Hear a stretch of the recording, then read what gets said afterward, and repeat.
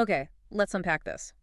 Have you ever paused to consider how truly massive military forces, sometimes involving multiple nations, manage to coordinate their actions across continents and oceans to achieve a single, often incredibly complex, goal? It's pretty staggering when you think about it. It's far more than just boots on the ground or planes in the air. There's an astonishing layer of strategic thinking and intricate organization that makes it all possible. Absolutely. And today, we're taking a deep dive into exactly that.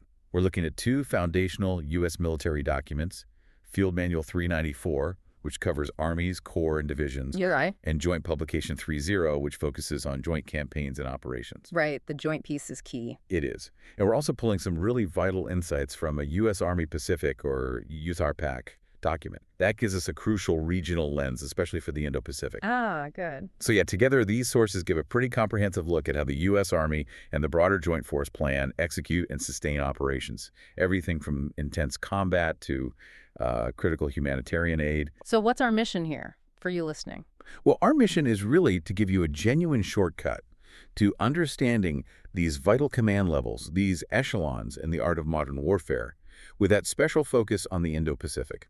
Think of this as getting an all-access backstage pass, right? To see how large-scale military strategy actually gets put into motion. We're going to look at the distinct roles these echelons play, the unique challenges they face, and share some truly compelling historical examples that, bring these dense concepts to life. Yeah, make it more concrete. Exactly. Hopefully you'll walk away with a profound aha moment about the sort of unseen architecture behind global events. Let's hope so. So to really understand this complex architecture, we probably need to start with the foundations, right? The basic layers. Good idea. When we talk about military operations, there are generally three fundamental levels of warfare. Each has its own focus. Right. At the very top, you have the strategic level. This is where national objectives are born and implemented. The big picture goals, securing national interests, protecting allies, that kind of thing. It's the what we want to achieve level, the grand plan. Exactly. And then below that, you move to the operational level. And this one is absolutely critical because it acts as the bridge. The bridge between strategy and what? Between those big strategic objectives and the tactical forces actually doing the work on the ground. Joint Publication 30 defines it just like that, the link. This is where major campaigns and operations get planned and executed. Okay, so campaigns happen at the operational level. That's right.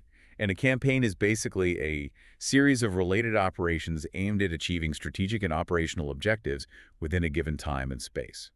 So it's the how do we organize our efforts over time and space to get there. Got it. Strategy is what? Operational is how to organize it. Precisely. And then at the ground level is the tactical level. Right. This is probably what most people think of. Probably. This is where the actual battles and engagements happen, where specific military objectives are achieved by units on the ground, in the air, or at sea.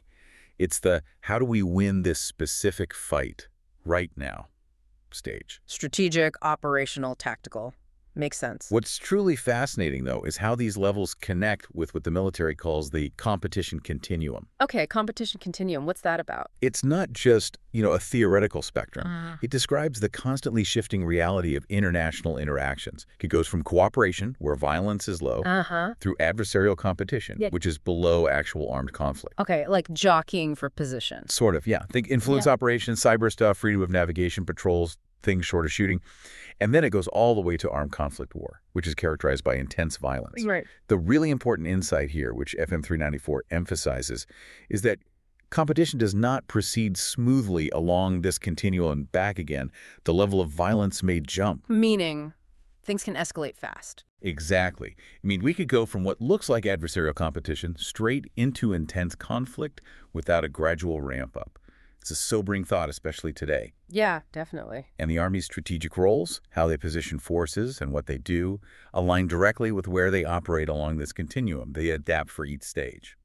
So it's clearly not just about the military acting alone in its own bubble. Not at all. And a critical piece of this puzzle, and frankly one of the most compelling parts, is this concept of unified action. Yes, absolutely crucial. Joint Publication 30 defines it as the synchronization, coordination, and alignment of activities of governmental and non-governmental entities with military operations. Governmental and non-governmental, so like aid groups too. Exactly. We're talking multinational forces, international organizations like the UN or NATO, NGOs, maybe even private sector partners, all needing to work together with the military to achieve unity of effort. Wow. That sounds incredibly difficult to coordinate. It is. And the sources are very clear on the stakes. They state flat out, failure to achieve unified action can jeopardize mission accomplishment. So military strength isn't enough on its own. Often, no. Real success, especially in these complex global challenges, requires leveraging all the tools available: diplomatic, economic, informational, and military. It's about everyone pulling in the same direction. Which, as you said, is no small feat with so many different players. Definitely not. Okay, so let's get into the actual structures, the echelons of command that orchestrate these efforts. FM 394 talks about these, right? It does. We're talking about the theater army, the field army, the corps, and the division. Each one has a distinct purpose, like different, specialized departments in a huge global organization. All right, let's start at the top then. The theater army. Okay. The theater army is defined as a formation consisting of a headquarters and assigned theater-level enabling forces. Think of it as the Army's main regional headquarters for a huge area of the world, like the Indo-Pacific or Europe. So it's the Army Service Component Command, the ASCC, for the big regional combatant commanders. Exactly. Like U.S. Army Pacific, USARPAC, is the ASCC for Indo-PACOM, or U.S. Army Europe-Africa for EUCOM. Their responsibilities are vast. They handle sustainment logistics. This Deans and bullets. Right. And daily operational requirements, theater security, cooperation, working with allies, developing plans, and critically, this thing called RSOI. RSOI. That sounds like an acronym soup. Huh. It does. It stands for Reception, Staging, Onward Movement, and Integration. Basically, think of it as the military's incredibly complex airport arrival system, customs check, and logistics hub all rolled into one. So getting troops and gear into the theater safely and efficiently. Precisely. Thousands of troops, vehicles, tons of equipment, getting it all from home base into potentially a new, maybe even hostile area. It's huge. Any examples? Well, the 8th Army in Korea is unique.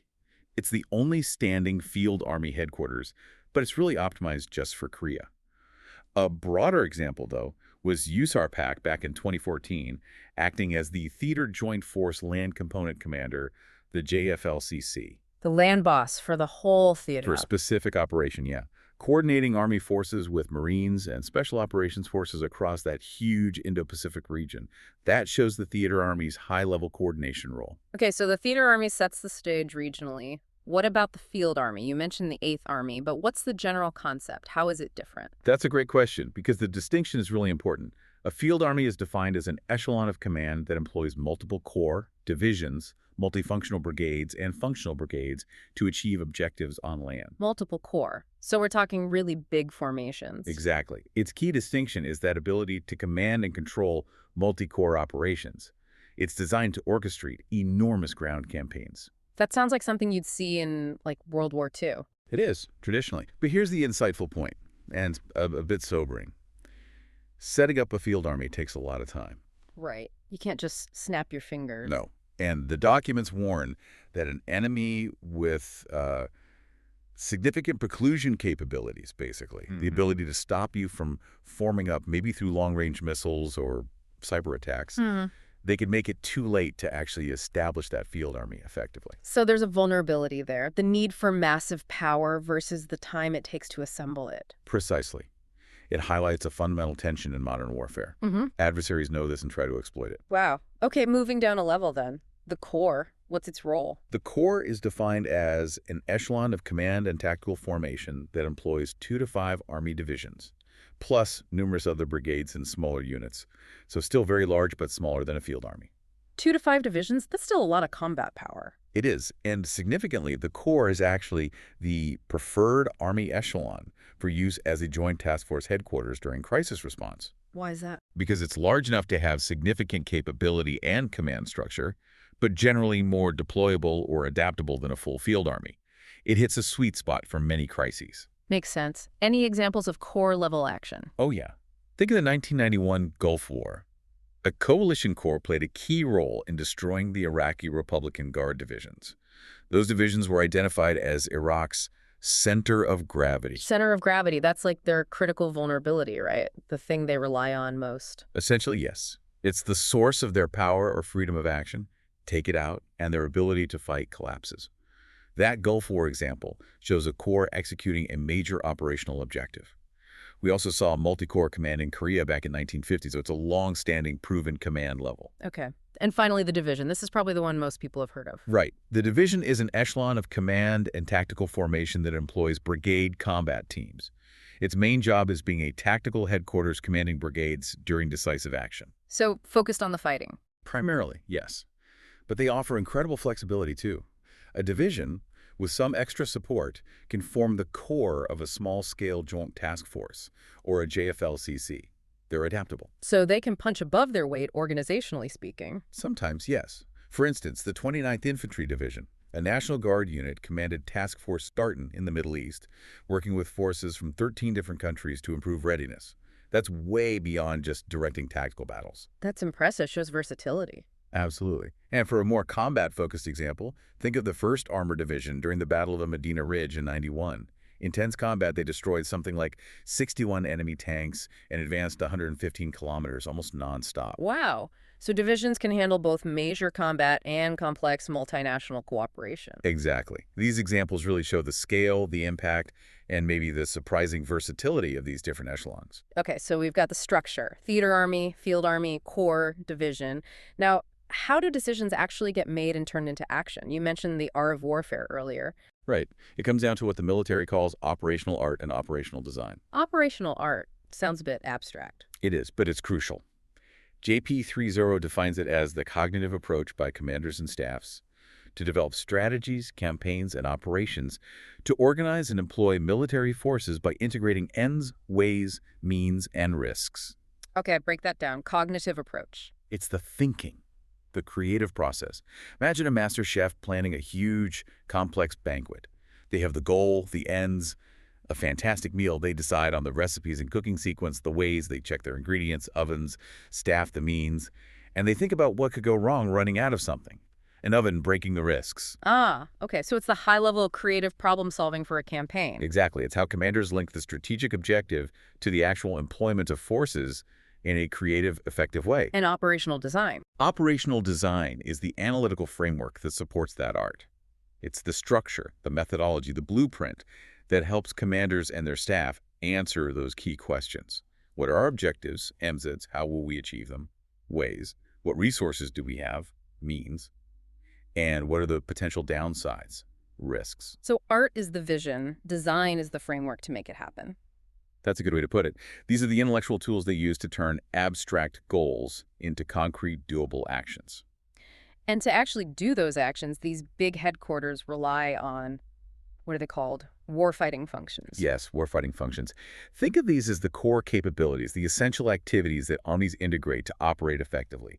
They're not just separate departments. They have to work together seamlessly. Okay, let's run through them. What's first? First up is command and control, or C2. It's one of the 8 official elements of combat power, and it's basically the nervous system of the force, how commanders exercise authority and direct forces. How does that work in practice? Is it just top-down orders? Not entirely. The Army emphasizes an approach called mission command. This is really important. It's about empowering subordinates to make decisions, accepting prudent risk, and encouraging them to take initiative based on the commander's overall intent, rather than waiting for explicit orders for everything. So decentralized execution based on understanding the goal. Exactly. But for that to work, commanders absolutely need situational understanding, knowing what's happening, why it's happening, and what might happen next. And they manage this from command posts. Right. You have different types. The main CP for overall control, a smaller tactical CP closer to the action, a rear CP handling logistics and administration, and sometimes an early entry CP for initial deployments. Each has a specific role. Seems complex to keep coordinated. It is, and it needs to be agile. There's a historical note about WWII in Europe. The U.S. Army apparently made 9 major changes in which corps reported to which army, and over 65 changes in divisions swapping between corps, all within a few months. Wow, constant reshuffling to stay flexible. Shows you how dynamic C2 has to be. Okay, next is intelligence. The eyes and ears. Pretty much.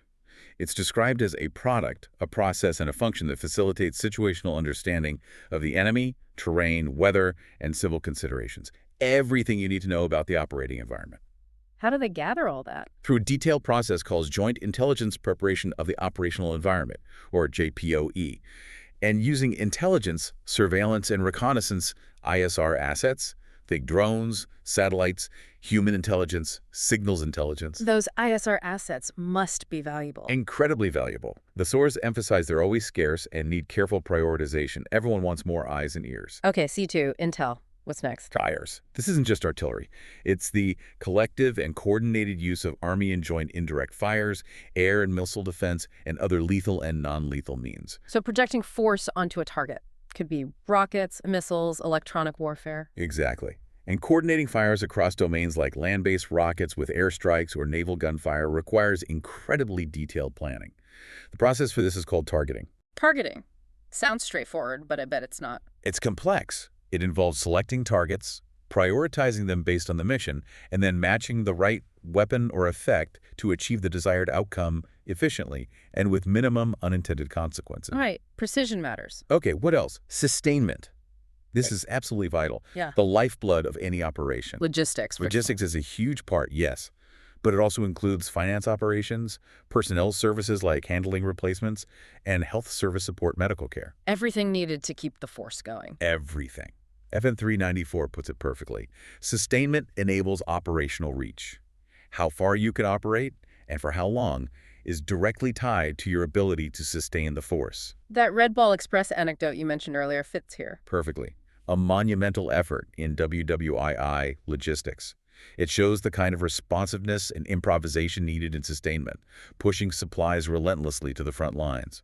Without it, the most powerful army grinds to a halt. Makes sense. What's after sustainment? Protection. This function preserves the force so the commander can apply maximum combat power.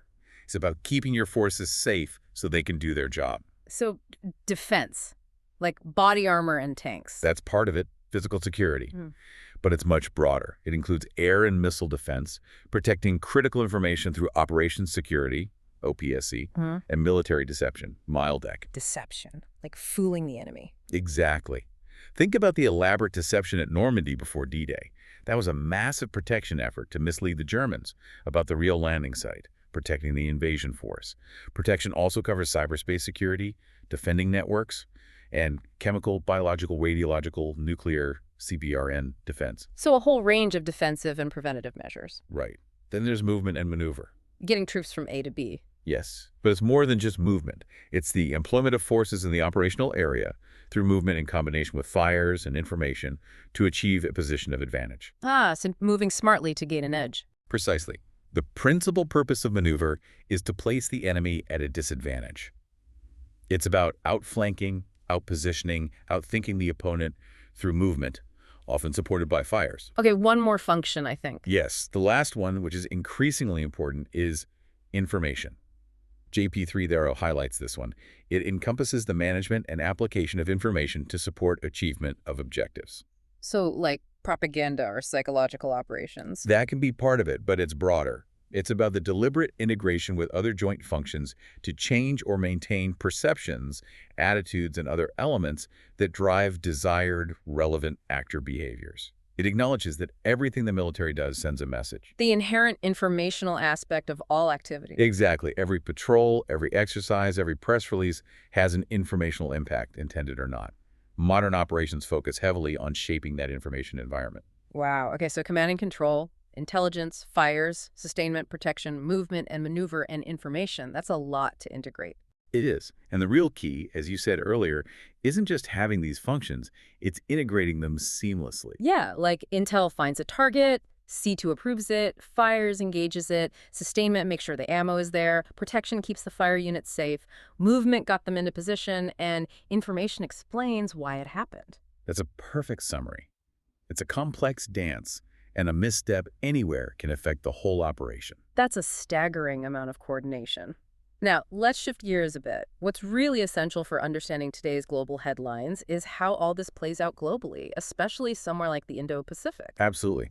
The sources stress that national security threats are transregional, all-domain, and multifunctional. Meaning they cross borders, domains like land, sea, air, space, cyber, and aren't caused by just one thing. Precisely. And the Indo-Pacific is specifically called a joint theater by USARPAC. Why?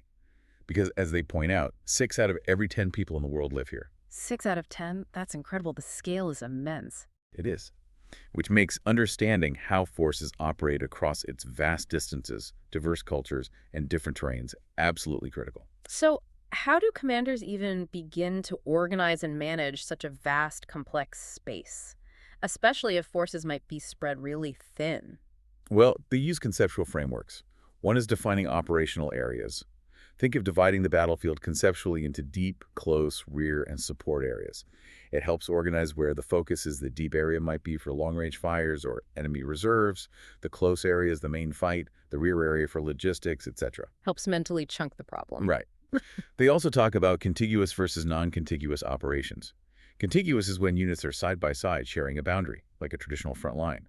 But non-contiguous operations are becoming more common, especially in island chains like the Indo-Pacific or in cyber warfare. Forces are widely distributed, maybe separated by vast distances or water with no shared boundary. That sounds way harder to command and control. It puts a massive premium on sophisticated C2, long-range communication, mobility, and probably non-standard ways of sustaining those isolated forces. It's like trying to run an orchestra when the musicians are in different cities. And there's another concept related to this. Yes, the multi-domain extended battlefield. This idea means Army forces can't just worry about their immediate patch of ground. They have to consider enemy capabilities, far away, long-range missiles, cyber threats, space assets that could affect them. They need to think about influencing things in the strategic deep areas using joint fire, special ops, information, maybe even cyber capabilities. So the battlefield isn't just geographical anymore. It's layered across domains and vast distances. Exactly. It's a truly three-dimensional, multi-layered environment. Which brings us squarely to USARPAC, U.S. Army Pacific, and the challenges there. What's their mission in this context? Their mission statement sums it up well. U.S. Army Pacific provides the joint force with decisive, integrated land power to consolidate gains, deter, transition, and respond to natural and man-made crises, and prevail in conflict. It covers that whole competition continuum we talked about. And they identify specific challenges? Oh, yes. Their biggest pacing challenge, they say, is the People's Republic of China, the PRC, and their specific increased PRC military training, mobile firepower, missile launches near allies like Japan, expansive claims in the South China Sea. These are concrete actions they're responding to. It's not just China, though, right? The region has other issues. Definitely. Climate change is huge. Devastating cyclones, floods, droughts. Then you have simmering border disputes, the persistent threat of violent extremism, and geopolitical issues like the effects of PRC damming the Mekong River, which impacts downstream countries. It's a complex mix. So how does USARPAC approach all this? What's their strategy? Their approach is termed integrated deterrence. This isn't just a buzzword. They define it as deliberately combining strengths across warfighting domains, theaters, instruments of U.S. national power, and our network of allies and partners. Integrated deterrence, so bringing everything together. Allies, different military branches, diplomacy. Exactly. The insight is that deterring conflict in this complex environment isn't just about one nation's military might. It's about the combined, synergistic effect of having diverse capabilities, military, economic, diplomatic, and strong, reliable alliances working together. And we see this in action. They're real-world examples. Absolutely. The USARPAC document highlights several. Operation Pathways, for instance.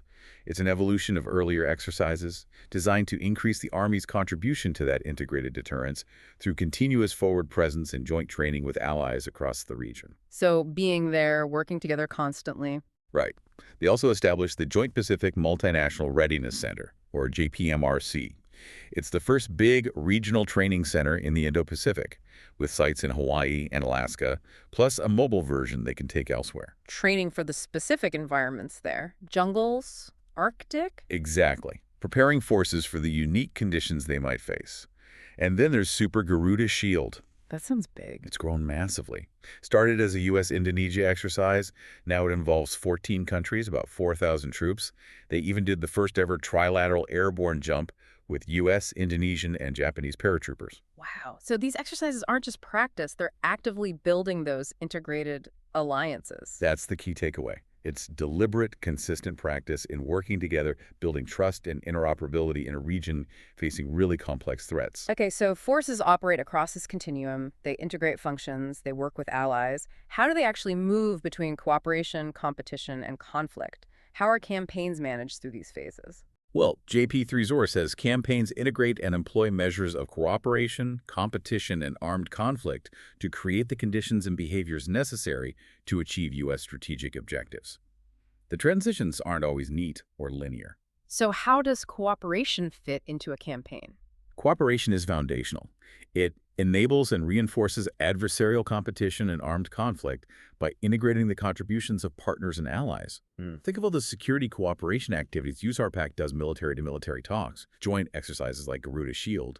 These build the relationships and interoperability you need before a crisis. Building the team before the game starts. Exactly. Then there's adversarial competition. These are actions below the threshold of armed conflict, aimed at countering aggressive or coercive behavior. Things like demonstrations of force, maybe counter-threat finance operations, or persistent ISR to monitor adversaries. The idea is to limit their gains and signal resolve without starting a war. Drawing lines in the sand, essentially. In a way, yes. Then you have crisis response. This is for an incident or emerging situation involving a possible threat to the United States, its citizens, military forces, or vital interests. Could be anything from a natural disaster to a potential attack. Right, and a crisis can escalate rapidly into large-scale combat. But it can also involve non-combat missions. USARPAC's Task Force Ohana is a great recent example. They did a rapid non-combatant evacuation operation, pulling over 1,400 military families out of an unsafe situation in Hawaii after a water contamination issue. Shows the life-saving aspect. Right, not always about fighting. Definitely not. And finally, you have armed conflict war, which is characterized by intense violence. Here, offensive operations are usually key to seize the initiative, but defensive operations and stabilization operations are also crucial. It's rarely just one type of operation. This raises a really important question, though. What happens after the main fighting stops? Or even as it's winding down? We often think of war having a clear win, and then it's over. Yeah, but reality is messier. The sources introduce this critical concept, consolidation of gains. Consolidation of gains, what does that mean exactly? It's described as an integral and continuous part of armed conflict, and it is necessary for achieving success across the range of military operations. It recognizes that winning the fight isn't the end. The period after major combat is rarely stable. War disrupts everything: political structures, society, the economy. So you have to actively work to make the victory stick. Precisely. You have to consolidate those gains, translate tactical success into lasting strategic outcomes. JP3 puts it well. Successful campaigning is more a long series of informed and deliberate transitions and adjustments. It's not a finish line. It's an ongoing process of stabilizing, maybe helping rebuild, and securing a sustainable peace. That's a profound point. Winning the war is one thing, winning the peace is another, and requires continuous effort. Absolutely. And what's truly fascinating looking across all these documents is seeing how these higher headquarters, the Army, Corps, and Division, aren't just directing tactical fights down below. They're doing more. Much more. They're the sophisticated architects of these overarching campaigns. They're weaving together all those warfighting functions, logistics, intelligence, fires with international partnerships, diplomatic efforts, informational campaigns, all aimed at achieving those big national strategic objectives across a really dynamic, complex global landscape. It's not just battle command, it's strategic orchestration. That's a perfect way to put it. It's a continuous, evolving process across that whole spectrum of cooperation, competition, and conflict, demanding constant adaptation to an unpredictable world. So the next time you, listening, hear about a major international event involving military forces, whether it's a humanitarian crisis response, a big multinational exercise, or some complex competition for influence, you'll hopefully have a much deeper understanding of the incredible layers of planning, coordination, leadership, and frankly, sheer organizational effort that goes into every single action. Yeah, these aren't just abstract concepts from some dusty manuals. Not at all. They are the gears, constantly turning behind the scenes, trying to protect national interests, mitigate crises, build partnerships, and ultimately shape the global environment. Well said. So, thinking about all this complexity and the constant change, it raises an important final question for you, our listener, to ponder. Given this constant evolution of threats, technologies, and the global environment, What do you think will be the single most critical skill for those military leaders, the ones orchestrating operations on this grand global scale in the next decade?